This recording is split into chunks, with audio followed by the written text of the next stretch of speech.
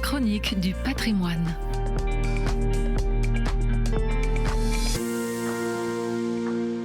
En 2021, le musée du Louvre a annoncé la création de son 9e département dédié aux arts de Byzance et des chrétientés en Orient. Ce département devrait ouvrir ses portes en 2027. L'acte fondateur de sa création est l'acquisition par le musée d'une collection libanaise de 272 icônes datant du 15e au 20e siècle. D'une surface de 3000 m², il sera situé au cœur de l'aile d'Hénon, dans les espaces dédiés aux antiquités grecques, étrusques et romaines, aux arts de l'islam et aux arts européens, afin de mettre en lumière les liens qui les unissent. La création de ce nouveau département pose la question de l'unité des créations artistiques de l'Orient chrétien. La collection couvre en effet une aire géographique très vaste allant de l'Éthiopie à la Russie, du Caucase à la Mésopotamie, des Balkans au Levant, et sur une période allant du IIIe siècle jusqu'au début du XXe siècle. Elle compte déjà près de 20 000 œuvres qui font du Louvre une référence en la matière. Une partie de cette collection est déjà visible dans d'autres départements du musée. L'objectif est donc de réunir ces œuvres au sein d'un espace identifiable, porteur de sens, et de les valoriser grâce à un récit intelligible pour le public, révélant l'unité et les spécificités de l'art des chrétiens d'Orient. Ces populations ont en effet en commun d'être les descendantes des premières communautés chrétiennes.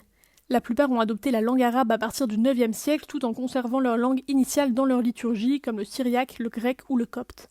Elles sont également caractérisées par les liens étroits qu'elles entretiennent avec l'Occident qui font d'elles des passeurs entre les civilisations. La richesse de leur histoire a donné lieu à une production culturelle variée aux confins de multiples influences. Les historiens distinguent deux périodes particulièrement prospères pour l'art des chrétiens d'Orient. L'instauration du califat abbasside entre le 7e et le 10e siècle coïncide avec une période d'émancipation des églises d'Orient de Constantinople. Elle développe alors une création artistique singulière. Puis au 16e siècle, l'Empire ottoman crée un climat stable propice au renouveau culturel pour les communautés chrétiennes. Parmi les œuvres de cette période, la collection comprend une maquette du complexe du Saint-Sépulcre réalisée en Palestine en cadeau à Louis XIV, mais aussi l'icône crétoise du Christ bénissant Saint Phanourios ou encore le vase syrien d'Émèse. La collection compte également des vestiges qui remontent au premier temps du christianisme, comme le reliquaire de la pierre du Saint-Sépulcre, acquis par Saint Louis, ou les vestiges du monastère de Bawit, plus grand monastère de Moyenne-Égypte fondé en 390. Longtemps déconsidérés, les arts de Byzance et des chrétientés en Orient ont mis du temps avant de s'imposer comme une véritable discipline de l'histoire de l'art. Ce n'est qu'à partir du XXe siècle que la singularité de ce patrimoine artistique est reconnue en Europe.